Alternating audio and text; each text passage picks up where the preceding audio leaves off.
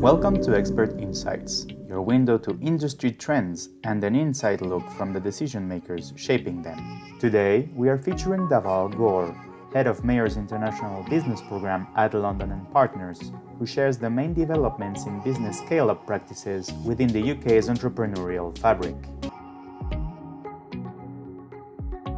There's definitely been some changes, ones that we've done by design, others that have been foisted onto us because of what's happened. First of all, we went digital, as I mentioned earlier. So there's lots of learnings and lots of things that actually worked, right? Delivering virtual digital events that we will probably take with us when we come out of this at some point.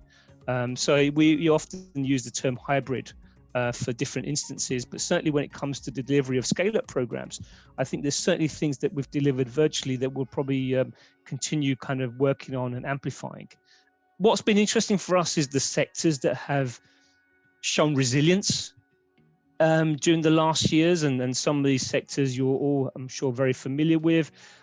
We've been tracking these sectors through our insights team for the last 14 months now.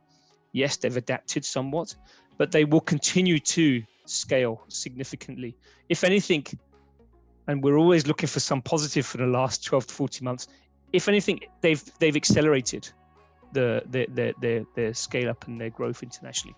So the obvious ones would be things like fintech. Subsectors within fintech would be things like payments, SME lending, reg tech from the compliance perspective. Anything around data and analytics, not just fintech related, but anything around data analytics where they're using really some smarts to better serve their clients, whether it's corporate or otherwise. Digital health, again, obvious, particularly around consumer health, but that's going to really push on. Prop tech is where we're seeing some real interesting kind of developments where, and that's an interesting one because cities are now having to adapt to the pandemic and COVID and social distancing.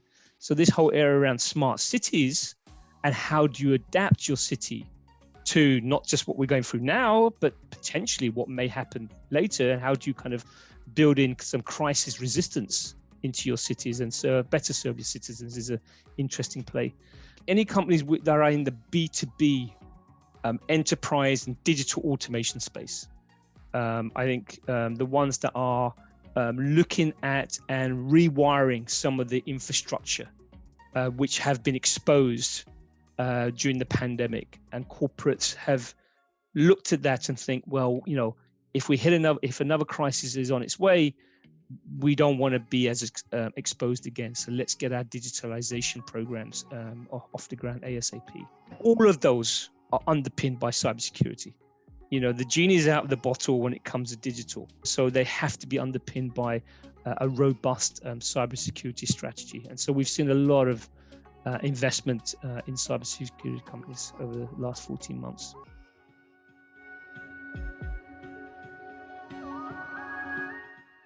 We've left the European Union, but we see it as a potentially opportunity. So what we're doing in terms of response is evolving the mix of markets that we proactively focus on. So particularly as new trade deals start being completed, we will have sort of a pan-European approach. We have teams on the ground, France and Germany, who are now European-wide in terms of their coverage, and they'll be looking for high-value opportunities for foreign direct investors who want to come into the UK. Then we're also looking beyond into sort of high growth global markets, Australia, Japan, Singapore, and South Korea, particularly in that Asia Pacific region. Our teams in China and India are sort of well placed to explore those opportunities. And North America still reigns supreme, right? It still is our number one market and will remain so for quite some time, no doubt. Continues to be our largest FDI source market. And our most in-demand destination for trade missions as well. Half of our trade missions are North America bound. The ingredients that made London, continues to make London, are still here. You know, we still have all of the corporates, the investors, the startups, the scale-ups, the advisors, the mentors, the professional advisors are here. It's interesting for me, just from a personal take, I spend a lot of my time with B2B organizations. I know the B2C companies, they get a lot of the limelight, which is, absolutely right. But what excites me are those companies who are, again, engaging with incumbents in whatever vertical and digitizing their processes, their infrastructure. That to me has a much more longer view, sustainable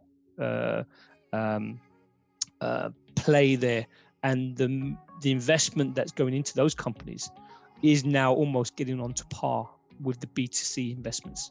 I think London's tech sector, I've got a number here, it's attracted 10.5 billion worth of investment, VC investment in 2020. That's in the backdrop of global tech investment of about 272 billion. So challenging year, but goodness me, VC investment was still, incredibly high and vibrant. We're open for business. London is here.